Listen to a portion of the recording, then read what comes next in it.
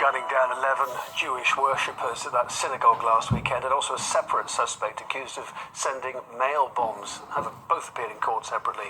After Donald Trump announced his plan to visit the scene of the synagogue massacre, backlash was sparked across US media outlets.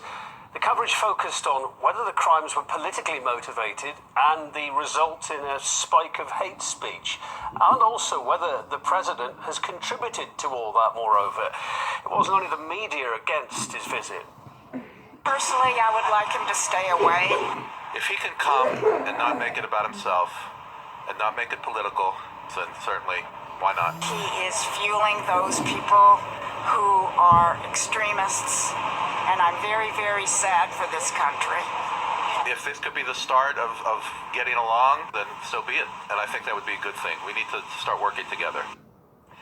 Well, in the wake of those incidents, social media sites have come under increased scrutiny. In both cases, the suspects had expressed their hostility online. The alleged Pittsburgh gunman, Robert Gregory Bowers, wrote a series of anti-Semitic posts on the social network Gab.com. In the wake of the massacre, the website, which is popular with the so-called alt-right and free speech advocates, was taken down. Then there was Cesar Altieri Sayok, the man reported to have sent that series of mail bombs. Well, he was active on Twitter. He's believed to have written death threats to politicians, including former Vice President Joe Biden, on that very platform. We put the links between social media and hate speech up for debate. We don't want people telling us what we can and can't post. And you don't also want to have the government telling companies what they can and can't air. But, having said that, the companies themselves have a moral obligation, I think an ethical obligation, like Facebook or Twitter, to prevent incitement on their sites. But that's for them to do. And it ought to be something that the public pressures them to do, not that government requires them to do, but it should be naturally what you would do. Social media platforms, that these social media, whether it's Facebook, Twitter, YouTube, they can't be held responsible for whoever posts anything on their websites, and that was so that we could continue to thrive in tech expansion. Now, of course, hate speech is protected in America, even though hate speech is horrible and abysmal.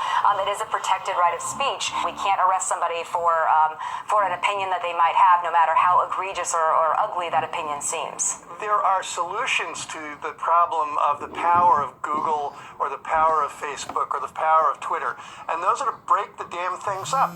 It's the same problem we have with newspapers and and broadcasting. We have these giant conglomerates that control all our media, and they determine what gets in and what doesn't get in. All these organizations should be broken up. They shouldn't be allowed to have the monopolies that they have. We don't want the government coming down and telling us what we can and can't do, especially when it comes to social media. But I think if we put the power within social media company executives, then we're just saying we don't want government to regulate it, but we want this powerful business to regulate it. And so we're just putting the power into one other person's hand. We're looking at 3 or 4 major social media platforms where much of the speech comes down, and so we have to consider the fact that it would be a lot more beneficial to have 20, 30, 40 social media platforms. I think the main thing is to accept personal responsibility, really to grow up. I mean, the American public does need to grow up and to not only accept responsibility but not engage in these things, and then we can put proper public pressure.